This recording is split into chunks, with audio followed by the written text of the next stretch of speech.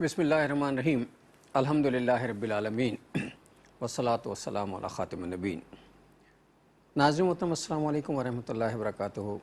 Programme सीरतुन नबी सल्लल्लाहु अलैहि वसल्लम के साथ आपका मेज़बान डॉक्टर महमूद गज़नवी और मेरे साथ हम सब के पसंदीदा स्कॉलर जनाब शुजाउद्दीन शेख हाज़िर खिदमत हैं। सीरत के हवाले से जो प्रोग्राम चल रहा है वो अखलाकियात के हवाले से आता। रसूलुल्लाह सल्लल्लाहु अलैहि वसल्लम के कायद हमारा जो बेसिक मौजू है यानी जो टाइटल है हमारे उसका वो था दाई इनकलाब। दाई इनकलाब की खसूसियात पर जो बात चल रही थी उससे चलते चलते जो अखलाकियात पर बात आई और अखलाकियात में भी ये थी कि कारकुनान और लीडर के दरमियान जो हमारे यहाँ हद फासिल होती है वो रसूलुल्लाह के दरमियान कहीं नहीं थी। कायद का मुतहर्रिक होना बहुत ज़रूरत है। इस पर वो वाक़या भी ज़ेर बहस आया था कि खंदक के मौके पर जब खंदक खुद रही थी तो आप सल्लल्लाहु अलैहि वसल्लम से सहाबा किराम ने यानी कारकुनान ने ये कहा कि हज़रत मुझे हम बहुत भूखे हैं, ये देखिए पेट पे एक पत्थर बांधा हुआ है। तो कायद इनकलाब ने अपने शिकन मुबारक से कुर्ते का पल्लू उठाया, घेरा उठाया और कहा कि मैंने 2 पत्थर बांधे हुए हैं। तो कायद की इन कायदाना सलाहियतों, कायद के इस अमल के हवाले से गुफ्तगू फिर वो माशरती ज़रूरतों पर और हवाले से बात होते होते अखलाकियात पर आई थी। ज़ाहिर है वो सब सारे मामला थे और उसके बाद माशरती रवैयों पर हमारी गुफ्तगू जारी थी। इसमें हमने पिछले प्रोग्राम में जो है गुफ्तगू करते हुए चूँकि हम पहले बहुत से ऐसी बातें कर चुके जिसमें माशरे के निगेटिव पहलू जो है हमने सामने रखे और ये इसलिए ज़रूरत है कि इस्लाह अहवाल हमारे पेश नज़र है, तनकीद पेश नज़र नहीं होती। लेकिन फिर ये भी है कि ऐसा नहीं है कि सभी कुछ जो है वो माइनस में जा रहा है, बहुत सी चीज़ें प्लस में भी जा रही हैं जिसका जिक्र हम उमूमन करते नहीं, चूँकि शायद फैशन सा बन गया है। जिसमें ये तस्करा भी हुआ था कि एक टैक्सी ड्राइवर जो है उसे इस ज़माने में एक बहुत बड़ी अमाउंट जो है कोई खातून शायद छोड़ गई थी उसके रिक्शा में या टैक्सी में, उसने तलाश करके वो अमाउंट जो है वो पहुँचाई। ये भी बात हुई थी कि इधर इस सूबे सिंध के किसी इलाके के एक SHO साहब जो हैं इलाके के, वो ख़ुद जाके जो है जुमे की नमाज़ पढ़ाते हैं, जुमे का खुतबा देते हैं। हम समझते हैं कि सारे पुलिस वाले एक जैसे होते हैं। ज़ाहिर है अच्छे और बुरे हर जगह मौजूद होते हैं। क्या हम जैसे लोगों में अच्छे बुरे नहीं होते? सब एक जैसे तो नहीं होते, कुछ अच्छे भी होते हैं, कुछ बुरे भी होते हैं। तो माशरे के कुछ पॉजिटिव पहलू भी हैं जिन्हें तरगीब के लिए इस्तेमाल करना बहुत ज़रूरी है। तो शुजा साहब ने जो है वो इस हवाले से बहुत सी गुफ्तगू की थी। शुजा साहब से हम रिकैप लेते हैं और फिर अगली तरफ चलते हैं इंशाअल्लाह। जज़ाकल्लाह डॉक्टर साहब। अस्सलाम वालेकुम रहमतुल्लाहि व वालेकुम अस्सलाम। नाज़रीन को आपने सलाम कर दिया, आज मैंने चाहा कि मैं सलाम में पहल मैं भूल गया असल में, बस उस गुफ्तगू में मेरे जहन से वो जज़ाकल्लाह निकल गया। आप खैरियत से? माशाअल्लाह अल्हम्दुलिल्लाह। जज़ाकल्लाह खैर। बिस्मिल्लाहिर्रहमानिर्रहीम। अल्लाहुम्मा सल्लि अला मुहम्मद व अला आलि मुहम्मद व बारिक वसल्लिम। गुज़िश्ता प्रोग्राम में जैसे कि आपने अभी बयान फरमाया कि हमने कुछ माशरे के अहवाल पर कलाम करते हुए कुछ मस्बत पहलुओं को उजागर करने और चंद मिसालें जो कि कम हैं मगर मौजूद हैं उनको प्रेजेंट करने की कोशिश की थी। अच्छा, हर माशरे में हमेशा पॉजिटिव मिसालें ज़रा कम मिलती हैं लेकिन मोटिवेशन के लिए वो बहुत अहम होती हैं, अहम होती हैं। एग्जैक्टली और वो क्योंकि उसी माशरे की हैं कि जहाँ मनफी पहलू भी ज़्यादा और जहाँ किरदार में बिगाड़ भी मौजूद है, लेकिन उसी माशरे में अगर खैर की मिसालें मौजूद हैं, पॉजिटिव मिसालें मौजूद है, तो इसका मतलब है कि वो वर्केबल हैं, वो डूएबल हैं, वो प्रैक्टिकल हैं, उन पर अमल दरामद करना मुमकिन है। चुनांचे उन मिसालों को पेश किया जाना, उन वाक़यात को पेश किया जाना, उन एग्जाम्पल्स को प्रेजेंट किया जाना, उसका हासिल ये कि लोगों में शौक़ पैदा हो, तरगीब पैदा हो। महज लोग बहाने ना बनाए क्या करें जी दौर ऐसा आ गया, सब लोग ऐसे हो गए, नहीं। अगर इसी माशरे के अंदर खैर की मिसालें मौजूद हैं तो यही लोग कल हो सकता है कि हमारे लिए अल्लाह ताला के यहाँ एक हमारे लिए मुश्किल का जरिया बन जाए। क्या मतलब है इसका? हम में से कोई कहे जी बड़ा मुश्किल दौर था, कोई कहे जी पर्दा करना बड़ा मुश्किल था, कोई कहे जी हलाल पे इत्तेफाक करना बड़ा मुश्किल था, कोई कहे जी क्या करें सभी लोग कर रहे थे तो हमने भी कर डाला। नहीं भाई, आपके मेरे दाएं बाएं ऐसी मिसालें मौजूद हैं जो हलाल पर इत्तेफाक कर लेते हैं, कम पर इत्तेफाक कर लेते हैं, जिनके घरानों के अंदर अखदार का बेड़ा गर्क नहीं हुआ, जनाजा नहीं निकला, बल्कि उन अखदार की पासदारी का तसलसल आज भी जारी है। जो रूखी सूखी पर गुजारा कर लेते लेकिन वो चोरी नहीं करते, डाका नहीं डालते, दूसरे का माल हड़प नहीं करते, गसब नहीं करते, रिश्वत नहीं लेते, कुछ और नाजायज़ ज़राए आमदन इख्तियार नहीं करते। तो इन मिसालों को कोट करने से ये होगा कि लोगों में शौक़ और ज़ौक़ पैदा होगा, तरगीब व तशवीक़ पैदा होगी। चंद मिसालें आपने बयान फरमा दी, 2-4 मिसालें हमने भी दी कि जब एक इलाके में सिंध के अंदर जो है वो کہیے کہ سیلاب کا معاملہ آ گیا تو وہاں سے لوگ نقل مکانی کر گئے، لیکن بعض ذمہ دار افسران جو حکومتی ادارے کے ذمہ داران تھے وہ اسی علاقے میں رہے اور انہوں نے لوگوں کی مدد بھی کی ہے، ان کی نقل مکانی میں بھی مدد کی، اور جو فوراً نقل مکانی نہیں کر سکے ان کی مدد کی، جب تک ریاستی اداروں کے ذریعے معاملات وہاں سیٹل نہ ہو گئے تب تک وہ اسی علاقے کے اندر موجود رہے، اور بعد میں علاقے کے لوگوں نے ان کے اپریسیشن کے لیے ان کی کہنا چاہیے کہ اپریسیشن کے لیے تقریب بھی منعقد کی۔ یہ سارا احوال ہم نے بیان بھی کیا اور میرے علم میں بھی ہے۔ اسی طرح ایک دور کا معاملہ ہے کہ جب ایک بہت بڑے پیمانے پر ملک میں جو ہے ایک ہماری سابقہ وزیر اعظم کی کے ساتھ سانحہ پیش آ گیا اور بڑی لوٹ مار پورے ملک میں ہوئی تھی، تو ایک علاقے میں سندھ کے اندر ایک پوری ٹرین رکی رہی اور وہاں کے وہ صاحب جن حضرات کو ہم زمیندار کہتے ہیں، وڈیرے کہتے ہیں، جاگیردار، جن کے بارے میں اکثر منفی مثال ہی پیش کی جاتی ہیں، لیکن مثبت مثال بھی ہے کہ 50 افراد ان کے ملازمین یا گارڈز کو انہوں نے معین کیا، ان کو کھانا بھی دیا، ٹرین میں جو لوگ تھے 2-2.5 دن تک، پھر شہر کراچی تک پہنچتے پہنچتے وہ سارا ان کا انتظام انہوں نے کیا۔ یہ اس شخص نے بیان کیا جو میں فرسٹ ہینڈ نالج جانتا ہوں، جو خود اس ٹرین کے اندر وہ نوجوان موجود تھا۔ اسی طرح آپ نے ٹیکسی ڈرائیور کی بات کی، اس کی تو کئی مثالیں، اور پاکستانی ٹیکسی ڈرائیوروں کی مثالیں دبئی کے اندر بھی موجود ہیں، نیو یارک کے اندر بھی موجود ہیں، لندن کے اندر بھی موجود ہیں۔ جہاں بری مثالیں ہیں وہاں یہ اچھی مثالیں بھی ہیں، اور 21ویں صدی عیسوی کی مثالیں ہیں کہ یہ ایمانداری اس دور میں بھی ہمیں نظر آ جاتی ہے۔ ان کو جب ہم کوٹ کریں گے تو بقیہ لوگوں کو کم سے کم ایک ایگزامپل تو ملے گی کہ ہاں یہ ورکیبل ہے، ڈویبل ہے، اس پر عمل کرنا ممکن ہے۔ تو یہ ہم نے پچھلے پروگرام میں چاہا کہ تصویر کا ایک دوسرا رخ بھی جو مثبت ہے، پازیٹیو ہے، انکریجنگ ہے، ترغیب والا ہے، تشویق والا ہے، اس کو بھی ہمارے سامنے رہنا چاہیے تاکہ دونوں صورتیں سامنے رہیں، اور پازیٹیو پہلو سامنے رہے گا تو اصلاح عمل کا سلسلہ شروع ہو سکے گا یا آگے بڑھ سکے گا انشاءاللہ۔ اصل میں ہر سوسائٹی میں یہ صورتحال تو ہوتی ہے، اچھائی برائی کی، لیکن ایک جو ہمارے ہاں اب جو ایک افراتفری کسی کیفیت ہے پورے معاشرے میں، اس میں ایک بے چینی کسی کیفیت ہے، ہر آدمی پریشان نظر آتا ہے، اور اس کی وجہ یہ ہے کہ ہم نے اپنی ضروریات زندگی بہت زیادہ بڑھا لی ہیں، اور تعیشات زندگی کو ہم نے بنیادی ضروریات کا حصہ بنا لیا ہے۔ ہمارے آمدن کے ذرائع جو ہیں وہ کم ہیں، ہمارے اخراجات جو ہیں زیادہ ہیں، اور اس کی بنیاد، اور اسی ماحول میں کچھ لوگ بڑے خوش و خرم نظر آتے ہیں، یعنی ہم دن رات شکوے کرتے نظر آتے ہیں، وہ خوش و خرم نظر آتے ہیں۔ تو کبھی ایک لمحے رک کے سوچنا چاہیے کہ اسی ماحول میں ہم شکوہ شکایت پر اتر آئے ہیں اور کچھ لوگ خوش ہیں، تو پھر ایک ہی بات سمجھ میں آتی ہے کہ یہ وہ لوگ ہیں جنہوں نے توکل کر لیا ہے، جو توکل کرتے ہیں، جو اللہ کی رضا پہ راضی ہو گئے ہیں، اور جنہوں نے یہ طے کر لیا کہ جس نے ہمیں پیدا کیا ہے، جو کچھ ہمیں دیا وہ اس میں برکت دے دے گا، اور ان کے گزارے ہو بھی جاتے ہیں۔ اور یاد رہے کہ خوشی اور اطمینان اور سکون کا تعلق یہ مال اسباب سے نہیں ہے۔ کئی مرتبہ آپ بھی واقف ہیں اور ہمارے ناظرین اچھی طرح جانتے ہیں کہ کئی مرتبہ مال کی کثرت زندگی کو اجیرن بھی کر دیتی ہے، بندے کی پبلک لائف ختم ہو جاتی ہے، بندے جو ہے وہ بیچارے پبلک میں گھوم پھر نہیں سکتے، آزادی کے ساتھ جیسے عام لوگ نقل و حرکت کرتے ہیں وہ نہیں کر پاتے، پھر ان کو اپنے اس معیار کو مینٹین رکھنے کے لیے سو جتن کرنا پڑتے ہیں، وغیرہ وغیرہ۔ تو خوشی کا تعلق، سکون کا تعلق، اطمینان کا تعلق مال، دولت، ظاہری اسباب کے ساتھ نہیں۔ یہ الگ بات ہے کہ اللہ اصحاب ایمان کو بھی مال عطا کر دے، مگر ان کی نگاہ مال پر نہیں، مال عطا کرنے والے رب پر ہوتی ہے۔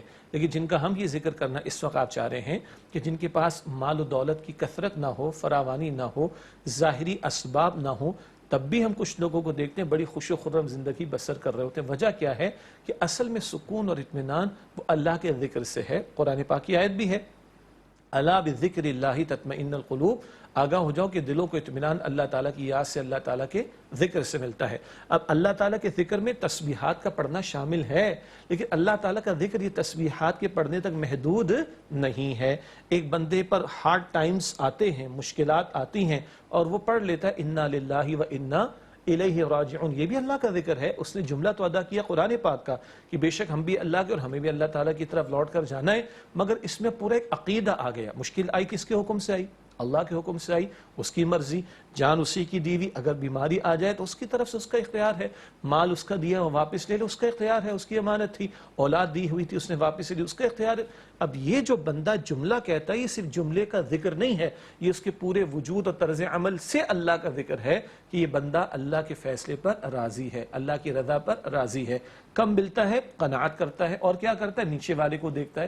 ایک حدیث مبارک کئی مرتبہ ہم پیش کر چکے، نبی اکرم صلی اللہ علیہ وسلم نے ارشاد فرمایا کہ دنیا کے معاملات میں اپنے سے نیچے والے کو دیکھو۔ جب میں اپنے سے نیچے والے کو دیکھتا ہوں تو مجھے اطمینان ملتا ہے کہ ارے میرے پاس تو یہ بھی موجود ہے جو اس کے پاس نہیں ہے، میرے پاس فلاں چیز، وہ جی میرے پاس بنگلہ نہیں ہے، وہ بندے فلیٹ ہے تیرے پاس، وہ جی میرے پاس اپنا نہیں ہے، تو بھائی دوسرے کے پاس اپنی جھوپڑی بھی نہیں ہے، وہ سڑک پر بیچارہ سو رہا ہے۔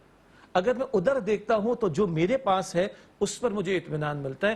یہ حدیث مبارک دل کا غنا ہے، یہ غنا اصل میں دل کا غنا ہے۔ یہ غنی آدمی مال دولت پیسے سے نہیں ہوتا، اصل میں دل میں اطمینان قلب ہو، دل میں سکون ہو، دل میں غنا آ جائے، یہ وہ ہے جو اصل خوشی ہے۔ ورنہ لاکھوں کروڑوں اربوں کے مالک ہیں، بیچارے خوشی سے محروم ہیں، اور ایسے بھی کہ جو بہت روکی سوکھی پر گزارا کرتے مگر ان کے چہرے آپ دیکھتے ہیں ان پر اطمینان دکھائی دیتا ہے۔ اصل میں توکل اور قناعت جو ہے کم ہو گئی، حل میں مزید کا نعرہ جو ہے وہ چاروں طرف ہے، بس مجھے مل جائے، مجھے مل جائے، مزید۔ انسان کا پیٹ تو کبھی بھی نہیں بھرتا، وہ نا کہ انسان کا پیٹ تو قبر کی مٹی سے ہی بھرے گا۔ حدیث مبارک ہے، بلکہ حدیث پیش کر دیتے ہیں، حدیث مبارک میں آتا ہے، اور آپ نے جو بات بیان فرمائی اس کی وضاحت اس حدیث میں ہے، اور وہ جو سورہ تکاثر ہے نا، الہاکم التکاثر، اس کے ذیل میں احادیث بیان ہوتی، حتی زرتم المقابر، تو حضور فرماتے ہیں علیہ السلام، بخاری شریف کی روایت ہے کہ بندے کو ایک وادی سونے کی بھری ہوئی مل جائے، کہے گا ایک اور مل جائے، گولڈ کی پوری ویلی وادی کتنی بڑی دولت ہے نا، کہے گا ایک اور مل جائے، ایک اور مل جائے، کہے گا ایک اور مل جائے، اس کی اس ہوس کو قبر کی مٹی ہی بھر سکتی ہے۔ تو حاصل کرام جس کو قبر اور آخرت یاد ہے وہ تو باز آئے گا، رک جائے گا، ہوس کا غلام نہیں بنے گا، اپنی جائز ضروریات کے لیے محنت بھی کرے گا، جائز وسائل بھی اختیار کرے گا، جو ملے گا اس پر راضی رہے گا، جو نہیں ملے گا اس کو پتہ ہے جو نہیں ملنا وہ مل نہیں سکتا، اور جو ملنا ہے وہ رک نہیں سکتا۔ ناظرین ایک وقفہ لیتے ہیں پھر آ کے بات کریں گے۔ السلام علیکم ورحمۃ اللہ وبرکاتہ، ویلکم بیک ناظرین۔ وقفے کے بعد پروگرام سیرت النبی صلی اللہ علیہ وآلہ وسلم میں آپ کا خیر مقدم ہے۔ عدم اطمینان کی کیفیت، نفسیاتی مسائل، الجھنیں، پریشانیاں، اصل میں کچھ تو ہمارے اعمال کی وجہ سے ہوتی ہیں، کچھ ہمارے رویوں کی وجہ سے ہوتی ہیں، جس میں ہمارا ایک رویہ جو ہے وہ قناعت اور توکل، ان چیزوں سے دوری ہے۔ ہمیں جو کچھ ملتا ہے ہم اس پہ صبر نہیں کرتے، شکر نہیں کرتے، جو ملتا ہے اس پہ شکر نہیں کرتے، لہٰذا اس میں برکت نہیں ہوتی۔ جو مصیبت آتی ہے اس پہ صبر نہیں کرتے، چنانچہ مصیبت در مصیبت میں مبتلا ہوتے چلے جاتے ہیں۔ معاشرہ جو ہے وہ انہی اپ ڈاؤنس میں یا تنزل میں اور عروج و تنزل کا شکار رہتا ہے، اور بے چینی جو ہے وہ بڑھتی رہتی ہے۔ اسی لیے ہمیں توجہ دلائی گئی ہے کہ توکل اختیار کیا جائے اور اللہ قناعت اختیار کی جائے، اللہ پہ بھروسہ رکھا، جو کچھ چیزیں مانگی، دولت نہیں مانگنی چاہیے، برکت مانگنی چاہیے۔ جس چیز میں اللہ برکت ڈال دے پھر آدمی کے لیے وہ کافی ہو جاتی ہے۔ بہت اہم بات ہے۔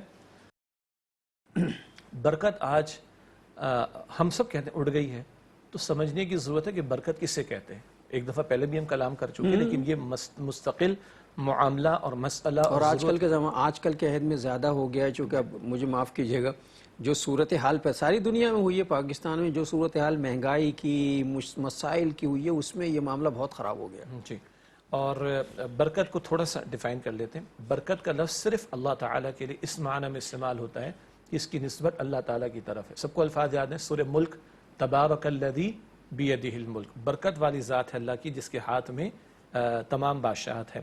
تبارک الذی نزل الفرقان علی عبدہ لیکون للعالمین نذیرا، سورہ فرقان کی پہلی آیت ہے۔ برکت والی ذات ہے اللہ تعالیٰ کی جو اپنے بندے جس نے اپنے بندے صلی اللہ علیہ وسلم پر قرآن کریم فرقان نازل فرمایا تاکہ آپ تمام جہان والوں کے لیے نذیر ہو جائیں صلی اللہ علیہ وسلم۔ برکت کا تعلق اللہ کی ذات سے۔ برکت کسے کہتے ہیں؟ اہل علم نے بیان فرمایا، کسی شے میں غیر محسوس طریقے پر اللہ تعالیٰ کی نصرت اور تائید کی وجہ سے بڑھوتری ہونا شروع ہو جائے۔ غیر محسوس، نظر نہیں آئے گی۔ آپ کے پاس 10,000 روپیہ ہے، 10,000 11,000 بنتا ہوا نظر نہیں آئے گا، مگر اللہ 10,000 میں برکت ڈال دے۔ مثال کے طور پر اللہ تعالیٰ کم میں قناعت کی توفیق دے دے، اللہ تعالیٰ ان ڈیو قسم کے بلا وجہ قسم کے اخراجات سے بچا لے، اللہ ایسے معاملات سے بچا لے کہ جہاں آدمی کی ساری دولت نکل جاتی ہے، تو وہ 10,000 میں برکت کا آ جانا، یہ ظاہری طور پر 10 آپ کو مجھے 11 نظر نہیں آئیں گے، مگر آپ کا اس میں کام 11-12 کیا ہو جائے گا، 11 20-25 کا کام ہو جائے گا، جس میں آپ کو قناعت مل جائے گی، شکر کا جذبہ پیدا ہو جائے گا، معاملات کے اندر آسانی ہو جائے گی، جس کو ہم کہتے ہیں کم میں گزارا ہو جائے گا، سستے میں کام ہو جائے گا، جو آپ چاہے اس کی توجہ کر لیں۔ لیکن اصل میں برکت کیا ہے؟ غیر محسوس طریقے پر کسی شے کے اندر اللہ کی تائید کا پیدا ہونا اور اس میں بڑھوتری ہونا، اضافہ ہونا، اس کو برکت کہا جاتا ہے۔ لیکن یاد رہے برکت کا ڈائریکٹلی تعلق ہے اللہ تعالیٰ کی ذات سے، تو جتنا ہم اللہ کی ہو رہے ہیں، اللہ کے ساتھ تعلق مضبوط رکھیں، جتنا اللہ کے احکامات کی پاسداری کریں، جتنا اللہ کی معصیت و نافرمانی سے بچیں، اللہ کے ساتھ مخلص ہوں، کمیٹڈ ہوں، اتنا ہمارے معاملات میں برکت آئے گی۔ اور انتہا ہے برکتوں کی نبی اکرم صلی اللہ علیہ وسلم کی ذات بابرکات میں۔ کیوں؟ پوری کائنات میں سب سے مضبوط ترین تعلق اللہ کے رسول کا اللہ تعالیٰ کے ساتھ ہے، تو برکتوں کی بھی انتہا حضور کی ذات بابرکات میں صلی اللہ علیہ وسلم۔ اور اس پر بھی ہم نے کلام کیا تھا، معراج کے واقعے کو ذہن میں لے کر آ جائیں، ساری کائنات کی سیر کرا دی ہے اور کنڈی بھی ہلتی رہی، بستر بھی گرم رہا، وقت کی برکت کی انتہا۔ اور نقطہ کیا ہے؟ جتنا اللہ کے ساتھ تعلق مضبوط، ہمارے کاروبار میں، مال میں، اولاد میں، اوقات میں، گھر میں، صلاحیتوں میں، انٹیلیکٹ میں، ایکسپرٹیز میں، ریسورسز میں برکت آتی چلی جائے گی۔ اور جتنا ہم اللہ سے دور ہوں گے اتنی نحوست آتی چلی جائے گی۔ اور یہ برکت کے حوالے پھر وہی بہت سی چیزیں جو جنگ خندق کے موقع پر جو ہے، وہ جب آپ صلی اللہ علیہ وسلم خندق کھود رہے تھے اور سب لوگ بھوکے تھے اور کچھ بھی کھانے کو نہیں تھا، تو ایک صحابی نے آ کے حضور صلی اللہ علیہ وسلم کی کیفیت دیکھی تو کان میں آ کر کہا کہ حضور آپ اپنے 1-2 صحابہ کرام کے ساتھ تشریف لے چلیے، آپ کے کھانے کا ہم نے بندوبست کیا ہے۔ آپ نے پورے جتنے بھی وہاں لوگ کام کر رہے تھے پورے لشکر کو جو ہے وہ دعوت عام دے دی کہ چلو فلاں صحابی کے گھر میں کھانا ہے نا، یہی وہاں پھر برکت کا معجزہ جو ہے اللہ تعالیٰ نے دکھایا۔ جی وہ بس وہ جتنا سالن تھا وہ برتن میں ہی رہا اور وہ استعمال ہوتا رہا، ختم نہ ہوا، اور سینکڑوں صحابہ کرام نے سیر ہو کر کھانا کھایا ہے۔ یہ حضور کے معجزات میں سے بھی ہے صلی اللہ علیہ وسلم، اور یہ وہ برکت کا پہلو بھی ہے۔ اور پھر وہ نقطہ کہ جتنا اللہ کے ساتھ تعلق کی مضبوطی، اتنا ہمارے معاملات میں، اعمال میں، وسائل میں، دولت میں، اولاد میں، گھر میں برکت پیدا ہو جائے گی۔ ہم جن حالات سے پریشان ہیں، معاشی حالات سے پریشان ہیں، دیگر چیزوں سے، اصل میں یہ بات ہم پہلے بھی کئی مرتبہ ڈسکس کر چکے ہیں، اپنے آپ کو ریکال کرانے کے لیے یا اپنے آپ کو یقین دہانی کرانے کے لیے دوبارہ بات کر لیتے ہیں کہ جناب یہ جو پریشانیاں ہم پر آ رہی ہیں، کبھی ٹھہر کے اس بات پہ سوچیے کہ ایسے مسائل ہو کیوں رہے ہیں کہ روز بروز جو ہے وہ ہم ایک سلوپ پر آ گئے اور نیچے کی طرف جا رہے ہیں، کہیں ٹھہراؤ نظر نہیں آتا، کہیں ٹھہرتے نہیں، معلوم ہے اتنا تیزی سے پھسل رہے ہیں نیچے کی طرف، کہیں نہ کہیں تو کوئی گڑبڑ ہوئی ہے ہمارے اعمال میں، ہمارے رویوں میں، ہمارے معاملات میں، خدا کے اور ہمارے درمیان یعنی اللہ اور ہمارے درمیان رشتہ کمزور پڑا ہے کہیں، تو اللہ تعالیٰ نے ہم پر سے ہاتھ اٹھا لیا، اللہ اپنی امان میں رکھے۔ پھر وہی بات ہے، رشتہ کمزور پڑ رہا ہے، معصیتیں بڑھ رہی ہیں، نافرمانیاں بڑھ رہی ہیں، شدید طور پر بڑھ گئی ہیں جی، اور نمازوں کے ضائع کرنے کا معاملہ، حرام حلال کی تمیز کے ختم ہو جانے کا معاملہ، اخلاقیات کے جنازے نکل جانے کا معاملہ، حقوق العباد کی کوتاہی کا معاملہ جی، جس کا جو حق ہے وہ ادا نہ کرنا بلکہ غصب کرنے کا معاملہ، وعدہ خلافی، خیانت کا معاملہ، جھوٹ کا معاملہ، غیبت کا معاملہ، بہتان کا معاملہ، حرام مال کا معاملہ، بے پردگی کا معاملہ، بے حیائی کا معاملہ، حق تلفی کرنے کا معاملہ، یہ ساری معصیتوں کے ساتھ، اسی لیے میں نے کہا تھا پھر نحوست آتی ہے، برکت نہیں آتی۔ برکتیں آتی ہے جب بندوں کے تعلقات اللہ سے قائم ہو اور مضبوط ہوں، اور نحوستیں آتی ہیں نافرمانیوں کی وجہ سے۔ پچھلی قوموں کا ذکر ہم نے بار بار اشارتاً کیا، پچھلی قوموں پر عذاب کیوں آیا؟ معصیت کی وجہ سے، گناہوں کی وجہ سے، نافرمانی کی وجہ سے۔ قوم عاد و سمود مٹائی گئیں، قوم شعیب کو مٹایا گیا، قوم لوط کو مٹایا گیا، ان اقوام میں شرک بھی آیا، ناپ تول کی کمی بھی آئی، ہم جنس پرستی کا گندا عمل بھی آیا، ان معصیتوں کی وجہ سے نحوستیں آئیں اور قومیں مٹائی گئیں، کسی کے پر پتھر برسائے گئے، کسی کو طوفان میں غرق کیا گیا، کسی کو اندھا کر دیا گیا، کسی کو دھسا دیا گیا، اور کسی کو جو ہے وہ اللہ تعالیٰ نے ڈیڈ سی بحر مردار میں غرق کر دیا، اندھا بنا. یہ ساری مثالیں قرآن پاک کیوں بیان کرتا ہے؟ یہ وہ نحوستیں ہیں جو معصیتوں اور گناہوں کی وجہ سے آتی ہیں. تو نقطہ وہی ہے کہ تعلق مضبوط ہوگا تو برکتیں آئیں گی. اور ایک اور پھر جب گفتگو ہو رہی تو خیال آیا اللہ کے نبی علیہ السلام کی دعاؤں میں ہمیں برکت کے مانگنے کا تصور بھی ملتا ہے. دودھ پینے کے بعد کی دعا ہے اللہم بارک لنا فیہ وزدنا منہ، اللہ ہمیں اس میں برکت عطا فرما اور اس میں ہمیں مزید عطا فرما. اچھا، آج ہم جو بھی سافٹ ڈرنکس ہیں اور نہ جانے کتنے نئے نئے مشروبات ہیں جو کہ نیچرل نہیں ہیں، گیسز بھی ہیں، یہ بھی ہے وہ بھی، کس قدر عام ہے، مگر ہم نے دودھ کو چھوڑ دیا، ہم نے نیچرل جو مشروبات ہیں ان کو چھوڑ دیا. اور پھر کتنا اس پر ذرا ضمنی ایک بات آ رہی ہے، امپورٹ پر کتنا پیسہ اس قوم کا ضائع ہو رہا ہے. نیچرل مشروبات کو ہم نے چھوڑ دیے جو ہمارے اپنے ہیں. دودھ کا معاملہ ہو گیا، لسی ہوتی تھی، چھاچھ ہوتی تھی، اسی طرح گنے کا رس ہے، یہ ہماری لوکل پروڈکٹس ہیں نا. اور دودھ تو اللہ کے نبی نے توجہ دلائی صلی اللہ علیہ وسلم، قرآن پاک نے توجہ دلائی. تو اس دودھ کی دعا میں کیا ہے؟ اللہم بارک لنا فیہ، اللہ ہمیں اس میں برکت عطا فرما، وزدنا من، اور ہمیں مزید بھی عطا فرما. یہ ایک اشارہ اور بھی ہو گیا، اپنی لوکل چیزوں کی طرف جائیں، میکسیمم حد تک کوشش کریں. ہاں ایک بہت ہی ناگزیر قسم کی شے ہوگی، ادویات کا معاملہ ہوگا تو ناگزیر معاملہ ہو جائے گا. کھانے پینے کے معاملات کے اندر، پہننے کے معاملات کے اندر اور چیزوں کے معاملات کے اندر کیوں ہم اپنی لوکل چیزوں پر حتی الامکان انحصار نہیں کرتے؟ ہم کچھ زیادہ کوالٹی کانشیس تو ہو گئے ہیں، ہم کچھ زیادہ تعیشات کے عادی ہو گئے ہیں، اس وجہ سے بھی ہمارے معیشت کے معاملات بگڑے ہیں، ایک الگ بحث. لیکن بات چلی تھی کہ دودھ کے حوالے سے دعا میں برکت کا تصور. وضو کے دوران میں دعا، اللہ کے نبی علیہ السلام جو دعائیں فرماتے، ایک تو ہمارے بعض کتابوں میں چہرہ دھونے کی دعا، ہاتھ دھونے کی دعا، وہ مسنون دعاؤں میں ہمیں نہیں ملتی، مگر مسنون دعا میں جو ہمیں وضو کے دوران میں دعائیں ملتی ہیں اس میں یہ ذکر بھی آتا ہے اللہم اغفر لی ذنبی ووسع لی فی داری وبارک لی فی رزقی. اللہم اغفر لی ذنبی، اللہ میرے گناہوں کو معاف کر دے. اور حدیث مبارک میں ہمیں پتہ ہے کہ جب بندہ وضو کرتا ہے تو اس کے وضو کے اعضاء کے گناہ دھل جاتے ہیں، ٹھیک ہے، صغیرہ گناہ. تو دعا بھی سکھا دی اللہ کے نبی علیہ السلام نے وضو کے دوران میں، اللہم اغفر لی ذنبی، اللہ میرے گناہ کو بخش دے، ووسع لی فی داری، میرے گھر میں وہ وسعت عطا فرما دے، وبارک لی فی رزقی، اور میرے رزق میں برکت عطا فرما دے. اور یہ بات بھی یاد رہے، رزق صرف روپے پیسے کا نام نہیں، اولاد کے لیے بھی احادیث کی دعاؤں میں رزق کا لفظ آتا ہے. جو نعمت اللہ تعالیٰ نے عطا فرمائی وہ رزق ہیں، تو رزق میں برکت کی دعا ہر مرتبہ وضو کے دوران میں جو دعائیں اللہ کے نبی علیہ السلام نے سکھائیں ان میں یہ بھی شامل ہے. تو مانگنا بھی چاہیے، اللہ کے ساتھ تعلق مضبوط کرنا چاہیے، گناہوں سے اللہ مجھے آپ کو ہم سب کو محفوظ رکھے، حتی الامکان بچنے کی کوشش کرنی چاہیے، تب برکتیں آئیں گی. اصل میں رزق ہم سمجھتے ہیں کھانے پینے کی چیزیں جو دسترخوان پر رکھی وہ رزق ہے. عقل بھی رزق ہے، فہم و فراست بھی رزق ہے، اللہ جسے چاہے دے دے. اچھے رشتے بھی رزق ہیں، ضرورتیں ہیں، اور اولاد بھی رزق ہے، اور بھی جو چیزیں ہیں، مطلب روزی تو ہے ہی ہے، لیکن اس کے علاوہ بھی جو نعمتیں اللہ کی طرف سے ہمیں آئی ہیں، صحت بھی رزق ہے، اس میں بھی برکت کی دعا مانگ چاہیے. تو بنیادی طور پہ تو مسئلہ یہ ہے. دوسرے یہ کہ معصیت میں گھری ہوئی قوم جب معصیت میں گر جائیں اور ہمیں اپنے گناہوں کا احساس ہی نہ ہو.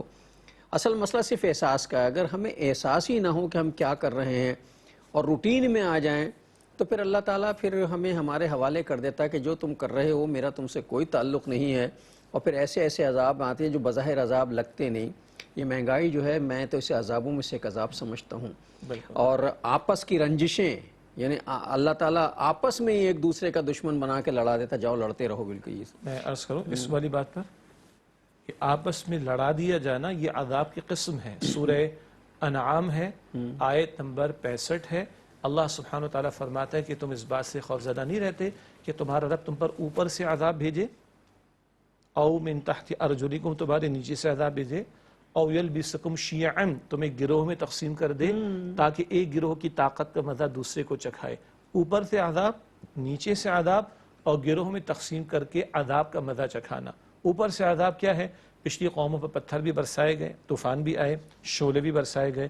ایک اور بات اہل علم نے لکھی، اس میں گفتگو کرنی ہے. ذرا ناظرین معاف کیجیے گا، ایک وقفے کا وقت آ گیا ہے، اس پر بات کرنی ہے چونکہ یہ ہمارا برننگ ایشو ہے. ایک وقفے کے بعد آتے ہیں. السلام علیکم ورحمۃ اللہ وبرکاتہ. ویلکم بیک ناظرین. وقفے کے بعد پروگرام سیرت النبی صلی اللہ علیہ وآلہ وسلم میں آپ کا خیر مقدم ہے. موجودہ حالات کے تناظر میں سیرت النبی کے حوالے سے جو گفتگو جاری تھی اس میں یہ کہ اللہ تعالیٰ کے عذاب سے ڈرنا چاہیے، اوپر سے نیچے سے عذاب آتا ہو، پھر باہمی رنجشیں پیدا کر کے اللہ تعالیٰ گروہوں میں بانٹ دیتا ہے. ایک گروہ کو طاقت دیتا ہے، وہ دوسرے کو مزہ چکھاتا ہے، پھر اسے طاقت دیتا ہے، وہ اسے مزہ چکھاتا ہے. بعین ہی یہی کچھ ہو رہا ہے سوسائٹی میں. جی، تو سورہ انعام کی ایک آیت کا ذکر میں کر رہا تھا، آیت نمبر 65 ہے کہ جہاں اللہ تعالیٰ نے عذابوں کی 3 قسمیں بیان فرمائی، اوپر سے عذاب، نیچے سے عذاب اور گروہوں میں تقسیم کر کے عذاب. تو میں عرض کر رہا تھا کہ اوپر سے عذاب میں اوپر سے شعلوں کا برسایا جانا، شعیب علیہ السلام کی قوم پر برسائے گئے، پتھروں کا برسایا جانا لوط علیہ السلام کی قوم پر برسائے گئے، شدید طوفانی بارش کے ذریعے طوفان کا مسلط کیا جانا اور زمین سے ہی پانی ابلنا آ جانا، یہ حضرت نوح علیہ السلام کی قوم پر معاملہ ہوا. نیچے سے عذاب کا معاملہ زلزلوں کا آ جانا، شعیب علیہ السلام کی قوم پر زلزلہ بھی مسلط کیا گیا، یا دھسا دیا جانا، قارون کو دھسا دیا گیا زمین میں، یہ نیچے سے عذاب ہے. لیکن اہل علم نے ایک اور اس کی تفسیر کی ہے، وہ یہ بھی ہے اوپر سے عذاب کیا ہے، ظالم قسم کے حکمراں مسلط ہو جائیں، جابر قسم کے حکمراں مسلط ہو جائیں. اور یہ کب مسلط ہوتے ہیں؟ لوگوں کے کرتوتوں کی وجہ سے. حدیث مبارک جامع ترمذی میں اعمالکم عمالکم، تمہارے اعمال تمہارے حکمراں ہیں، جیسے تمہارے کرتوت ویسے تم پر حکمراں مسلط ہوں گے. تو ظالم جابر حکمرانوں کا مسلط کر دیا جانا یہ بھی عذاب کی شکل ہے. اسی آیت کے ذیل میں اہل علم نے لکھا. پھر اسی طرح بہت سے لوگ مختلف اداروں میں نوکریاں کرتے ہیں، تو ظالم قسم کے باسز کا، ظالم قسم کے سیٹھوں کا، ظالم قسم کے زمینداروں کا، ظالم قسم کے سرمایہ داروں کا مسلط کر دیا جانا یہ بھی عذاب کی قسم ہے. نیچے سے عذاب، ایک مثال تو آ گئی. نیچے سے عذاب یہ بھی کہ اولاد نافرمان ہو جائے، زیر تحت لیکن نافرمان ہو جائے.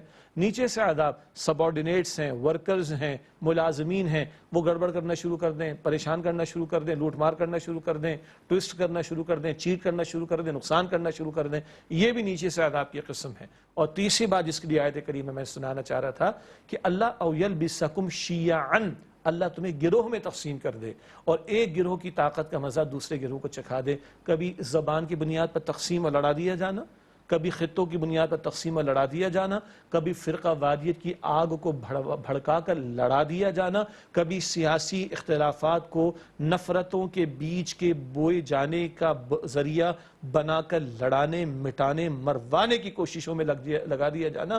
یہ آپس کے جھگڑے، زبان، کبھی خطہ، کبھی فرقہ واریت، کبھی سیاسی تنازعات، یہ بھی عذاب ہی کی قسم ہے. اور اللہ ایسے ہی عذاب نہیں دیتا، اللہ عذاب دیتا ہے جب لوگ معصیت میں، گناہوں میں، نافرمانیوں میں مبتلا ہوتے ہیں. قرآن پاک کہتا ہے، سورہ روم کی آیت نمبر 41 ہے، ظہر الفساد فی البر والبحر بما کسبت ایدی الناس، خشکی و تری میں فساد مچ گیا لوگوں کے کرتوتوں کی وجہ سے. ہم اوپر تو نگاہ اٹھاتے یہ غلط ہے، فلاں نے یہ کر دیا، فلاں نے یہ کر دیا، یہ نہیں دیکھتا کہ ہمارے کرتوت کیسے ہو گئے جس کی وجہ سے یہ نحوستیں اور مصائب یا عذابوں کی یا تنبیہات کی کیفیات آج ہم پر مسلط کی جا رہی ہیں. یہ جو موسموں کی تبدیلی اور یہ شدید گرمی، اور یہ اب تو خیر دنیا بھر میں ایسا ہو رہا ہے، لیکن بہرحال جہاں بعض خطوں میں یہ سب کچھ زیادہ ہے، اس میں بھی ہمارے کرتوت اور ہمارے اعمال جو شامل. ابھی بھی جب میں اس پروگرام کے لیے آ رہا تھا تو ایک راستے سے گزرا اور بہت دکھ ہوا یہ دیکھ کے کہ اس راستے سے ہم بڑی خوشی خوشی گزرتے تھے کہ اس کے بیچ میں، سڑک کے بیچ میں جو ہے بہت ہی گھنے تناور درخت لگے ہوئے تھے، بہت ہی گھنے درخت کے دونوں طرف سڑک پہ سایہ ہوتا تھا. اور جب اس سڑک پہ داخل ہوتے تو ایسا خوش ہوتے تھے کہ بھئی کچھ دیر جو ہیں وہ ٹھنڈے سائے میں ہم گزریں گے. آج وہ سارے درخت جو ہیں وہ کٹے ہوئے تھے، ٹریکٹر جو ہیں وہ درختوں کا ملبہ اٹھا رہے تھے، کٹا ہوا تھا. اب ظاہر ہے درخت کٹ جائیں گے، پرندے بے گھر ہو جائیں گے تو کیا پرندوں کی بد دعائیں نہیں لگیں گی؟ انہیں ان درختوں سے رزق بھی ملتا تھا، سایہ بھی ملتا تھا، ان کے گھونسلے بھی تھے، وہ تو سب الگ ہے. اگر وہ درخت کٹ جائیں گے تو موسم کی حدت میں اضافہ ہو جائے گا، ٹھنڈک ختم ہو جائے گی، گرمی بڑھ جائے گی، پھر ہم روئیں گے کہ جناب ہمیں موسم تبدیل ہو گیا، موسم بدل گیا. تو موسم تو ہم اپنے ہاتھوں سے کاٹ رہے ہیں سارے کا سارا. تو ایسی صورتحال میں تو بڑا افسوس ہوتا ہے کہ یہ ہمارے اعمال ہیں، اس کے بعد ہم شکوہ کرتے ہیں. اللہ کبھی بھی بندوں کے لیے مشکلات پیدا نہیں کرتا، بندوں کے اپنے کرتوت ہوتے ہیں جس کی وجہ سے یہ معاملات جو ہیں وہ جس سے میں نے آیت کریمہ سنائی تھی سورہ روم کی آیت نمبر 41 کہ خشکی و تری میں فساد مچ گیا لوگوں کے اپنے اعمال کی وجہ سے. سورہ شورا کی آیت نمبر 30 میں بھی کم و بیش اسی طرح کی بات آتی ہے. وما اصابکم من مصیبت فبما کسبت ایدیکم ویعفو عن کثیر. جو مصیبتیں تم پر آتی وہ تمہارے اپنے کرتوتوں اور کمائیوں کی وجہ سے، ہاتھوں کی کمائی کی وجہ سے. ویعفو عن کثیر، اور بہت سی باتوں کو تو اللہ تعالیٰ معاف فرما دیتا ہے. ہاں یہ آزمائشیں ہوا کرتی ہیں، اور بندے اگر پلٹ آئیں، بندے اگر رجوع پر آمادہ ہو جائیں، بندے اللہ تعالیٰ کے حضور توبہ کر لیں، تو اللہ تعالیٰ علی کل شیء قدیر ہے. آج بارش کی کمی ہے نا، ہے نا. حدیث مبارک میں آتا ہے جب کوئی قوم زکوٰۃ روکتی ہے اللہ تعالیٰ بارش کو روک لیتا ہے. بس اگر جانور جو پیاسے مر جاتے ہیں، جو مر رہے ہیں آج، ان کا لحاظ نہ ہو تو اللہ تعالیٰ بالکل بارش نہ دے. تو کبھی زکوٰۃ کے اموال میں ڈنڈی کا مارا جانا عام بات ہے. ٹیکس والے تو کیونکہ سر پہ کھڑے ہوتے ہیں تو فوراً دے بھی دیتے ہیں، جبراً دے بھی دیتے ہیں، نہ چاہتے ہوئے دے بھی دیتے ہیں. اللہ بھی سر پہ کھڑے ہو کر معاملہ نہیں کر رہا، وہ تو قیامت میں پوچھ لے گا اللہ لوگ زکوٰۃ میں ڈنڈی مار رہے ہیں، حیلے اختیار کرتے ہیں. آپ سوال و جواب کے بھی نشستیں کرتے ہیں، آپ یقیناً وہ سوالات بڑے ہیلے یاد ہے نا آپ کو کہ بیگم نے جو ہے وہ 8 مہینے کے بعد شوہر سے کہہ دیا یہ زیور تمہارا ہو گیا، اور 10 مہینے بعد شوہر نے بیگم سے کہا یہ تمہارا ہو سال گیا. پورا ہی نہیں ہوا. آپس میں کھیل لو، کس کے ساتھ کھیل رہے ہو؟ اللہ کے ساتھ. اور سمجھ رہے ہیں کہ ہم بہت چالاکی کا مظاہرہ استغفر اللہ. جی تو زکوٰۃ میں ڈنڈی، عشر، یہ زراعت کے معاملات کے حوالے سے تفصیل ہے. چلیں جو لوگ عشر والی رائے کے قائل اور اکثر علماء اسی کے قائل ہیں، بحث میں ہم نہیں جاتے، ٹیکنیکل مباحث ہیں. عشر دے رہے کیا لوگ ہمارے؟ اور سال میں زکوٰۃ اموال پر ایک مرتبہ کیش اینڈ کیش ایکویلنٹس پر، جبکہ عشر کا معاملہ اگر فصل سال میں 2 مرتبہ آئے گی تو عشر بھی 2 مرتبہ دینا پڑے گا. وہ ہم نہیں دے رہے، تو یہ کرتوت ہے نا ہمارے. اس کی وجہ سے ہمارے اناج میں برکت نہیں آ رہی. کیا چیزیں ہم پروڈیوس کرتے تھے وہ ہمیں آج امپورٹ کرنا پڑ رہی. ہم دنیا کو ایکسپورٹ کرتے تھے، کچھ چیزیں ہمیں امپورٹ کرنا پڑتی. پھر وہ ہمارے چیٹنگ کرنے والے لوگ، وہ مافیا جو ان ساری چیزوں کو اسٹاک کر دیتی ہے تاکہ پرائسز جو ہیں وہ اوپر جائیں، اللہ کی طرف سے مسلط ہے. اور پھر یہ حرام خوری کرنے والے کہ ان کی زندگیوں میں اطمینان ہے، کیا ان کی زندگیوں میں سکون ہے؟ ابتدا میں آج ہم بات کر چکے، مال دولت اور وسائل سے اطمینان کا تعلق نہیں. اطمینان کا تعلق اللہ کے ذکر، اللہ کی یاد، اللہ کی اطاعت سے ہے. وہ ہے تو اطمینان ہے، چاہے مال کے ڈھیر ہو یا نہ ہو. اور اگر وہ نہیں ہے تو پھر مال کے ڈھیر بھی ہوں گے مگر ہارٹ بیٹ بھی تیز چلتی ہوگی، ہر وقت لٹ جانے کا خوف بھی رہتا ہوگا، نیند بھی رات کو جو ہے وہ ٹرنکلائزر کھائے بغیر نہیں آتی ہوگی، اور 4 گارڈ کے بغیر گھر سے نکلنے کا امکان بھی نہیں ہوتا ہوگا. یہ بھی کیا ہے؟ مصائب ہمارے اپنے ہاتھوں کی کمائیاں ہیں. تو حاصل کلام میں کہ رجوع الی اللہ، اللہ کے حضور توبہ کا معاملہ، اپنے معاملات کو اللہ کے ساتھ ٹھیک کرنا، معصیت کو، گناہ کو واقعتاً چھوڑنا، یہ کریں گے تو اللہ تعالیٰ کی رحمت جوش میں آئے گی. شریعت کے احکامات نافذ نہیں ہیں نا. ہم تو اللہ اس کے رسول علیہ السلام کے ساتھ جنگ کی حالت میں ہیں. ہم نے برسوں میں کئی مرتبہ اس نقطے پر بات کی ہے. ہم سود کے دھندے ختم نہیں کر رہے تو ہم اللہ تعالیٰ اور اس کے رسول کے ساتھ حالت جنگ میں ہے نا. شریعت کے اور بہت سارے احکامات نافذ نہیں. اگر نفاذ ہو تو سنیں، بارش کی بات سن لیں. حدیث بہقی شریف میں نبی اکرم صلی اللہ علیہ وآلہ وسلم نے ارشاد فرمایا، جب اللہ کی حدود میں سے ایک حد ایک مرتبہ جاری ہو، حدود میں سزائیں بھی آتی ہیں، شریعت کے اور بھی احکامات آتے ہیں، اللہ کی حدود میں سے کوئی ایک حد ایک مرتبہ جاری ہو تو اللہ زمین والوں کو 40 دن برسنے والی بارش سے بھی زیادہ خوشحالی عطا فرماتا ہے. ایک حد ایک مرتبہ جاری ہو تو 40 دن کی بارش سے جتنی خوشحالی آئے گی اس سے زیادہ خوشحالی اللہ زمین والوں کو عطا فرماتا ہے. ہم بدحالی کا شکار ہیں، ہم اناج کی قلت کا شکار ہیں، ہم وسائل کی قلت کا شکار ہیں، اور ہمارے پاس مال و اسباب کی قلت ہوتی جا رہی ہے. ہم ہر چیز پہ روتے ہیں، اور میں بھی اس میں شامل ہوں، ہر چیز پہ روتے ہیں. یہاں بجلی نہیں ہے، پانی نہیں ہے، یہ نہیں ہے، اناج نہیں ہے، مہنگا ہو گیا، سب چیز مہنگی ہو گئی ہے. کبھی رک کے ہم سب اجتماعی طور پر یہ نہیں سوچتے بھائی یہ سب کچھ ہو رہا ہے. ہم اسے کہتے ہیں یہ عالمی تناظر میں ایسا ہو رہا ہے. یہ تو ظاہری اسباب ہیں، لیکن کچھ چیزیں اس سے ہٹ کے بھی ہیں. کچھ چیزوں کا تعلق جو ہے وہ ان سارے معاملات سے نہیں ہے، اس سے ہٹ کر بھی ماورائے اسباب بھی کچھ چیزیں ہیں جی، ان کی طرف ہماری توجہ نہیں جاتی. بجا فرمایا آپ نے. بڑی پیاری ترجمانی آپ کی اس گفتگو کی اس شعر میں ہو جاتی جو ہم سب کو آتا ہے. اپنی امت پر قیاس اقوام مغرب سے نہ کر، خاص ہے ترکیب میں قوم رسول ہاشمی صلی اللہ علیہ وسلم. دنیا کی اقوام کے مسائل ہیں، ہم اس کی نفی نہیں کرتے. ظاہر کے اسباب کی بھی وجوہات ہوتی ہے، ہم اس کی نفی نہیں کرتے، مگر خاص ہے ترکیب میں قوم رسول ہاشمی صلی اللہ علیہ وسلم. نبی مکرم علیہ السلام کی امت کا معاملہ علیحدہ ہے. یہ امت ماننے والی ہوگی تو اس کے معاملات سدھریں گے، اور یہ امت ماننے کے برعکس معصیت کی روش پر آئے گی تو اس کے معاملات بگڑیں گے. سود کا ذکر میں نے کر دیا، ایک اور وجہ سن لیں. قرآن پاک کہتا ہے سورہ طٰہٰ کی آیت نمبر 126 میں وَمَنْ أَعْرَضَ عَنْ ذِكْرِي فَإِنَّ لَهُ مَعِيشَةً ضَنْكَ، جس سے میرے ذکر مراد قرآن سے منہ موڑ لیا اس کی معیشت کو میں تنگ کر دوں گا. آج جس ملک کو ہم نے قرآن کے نظام کے نام پر لیا تھا، نبی مکرم علیہ السلام کے نظام کے نام پر لیا تھا، اس ملک میں قرآن کی تعلیم کے حوالے سے بھی مسائل، قرآن حکیم کے پڑھنے پڑھانے کی طرف ایک عظیم اکثریت کا رجوع نہیں، قرآن حکیم کا ترجمہ ایک عظیم اکثریت نے ہماری آج تک ایک مرتبہ بھی زندگی میں نہیں پڑھا، اور قرآن حکیم کے احکامات کے نفاذ کی طرف پیش رفت تو دور کی بات، دور ہوتے چلے گئے. تو اللہ کہتا ہے قرآن سے منہ موڑو گے معیشت کو تنگ کر دوں گا. یہ اتنی بڑی وضاحت قرآن کرتا ہے. حضور کرتے ہیں صلی اللہ علیہ وسلم ان اللہ یرفع بہذا الکتاب اقواما ویدع بہ آخرین، بے شک اللہ تعالیٰ اس قرآن کریم کی بدولت قوموں کو عروج عطا فرمائے گا اور اس کو ترک کر دینے کی وجہ سے قوموں کو ذلیل اور رسوا کر دے گا. وہ زمانے میں معزز تھے مسلمان ہو کر اور تم خوار ہوئے تارک قرآن ہو کر. یہ تجزیہ ہمارے لیے کافروں کے لیے نہیں. ہم بحیثیت مسلمان جو ہے وہ کبھی اپنی گفتگو میں ہم نے دیکھا میڈیا پہ بڑے بڑے مذاکرے ہوتے ہیں، بڑے بڑے تجزیہ نگار آتے ہیں، لیکن مسئلہ یہ ہے کہ سارے تجزیہ نگار جو آتے ہیں وہ میجورٹی یا تو سیکولر مائنڈ ہوتی ہے یا دنیا دار ہوتی ہے. تجزیہ نگار آتے ہیں سارے دنیا بھر کے تجزیے، یہ یوں ہو گیا ہے تو یوں ہو گیا، اور معیشت میں یہ ہو گیا تو اس لیے ہو گیا، اور وہ ہم کبھی یہ نہیں سوچتے کہ ہم نے یہ اعمال کیے ہیں اس کے نتیجے میں یہ ہوا. چونکہ قرآن کہتا ہے یوں کرو گے تو ایسا ہو جائے گا اور ایسا کرو گے تو ایسا ہو جائے گا. کبھی ہم یہ نہیں کہتے کہ یار ایک مرتبہ جو ہے من حیث القوم سب مل کے توبہ تو کر کے دیکھتے ہیں، اللہ سے رجوع تو کر کے دیکھتے ہیں کہ اللہ یہ جو معاملات ہیں یہ شاید ہماری نافرمانیوں کی وجہ سے تو ہم تیری بارگاہ میں آ گئے ہیں، ہمارے ان گناہوں کو معاف کر دے جن کی وجہ سے تو ناراض ہوا اور اس معاملے میں اس مجدار میں ہمیں گھیر دیا. وہ ایک سجدہ جسے تو گرا سمجھتا ہے 1000 سجدوں سے دیتا ہے آدمی کو نجات. یہ ہے ہمارا مسئلہ. نہ کہیں جہاں میں اما ملی، جو اما ملی تو کہاں ملی، میرے جرم خانہ خراب کو تیرے عفو بندہ نواز میں. یہ ہمارا باٹم لائن مسئلے کا حل ہے.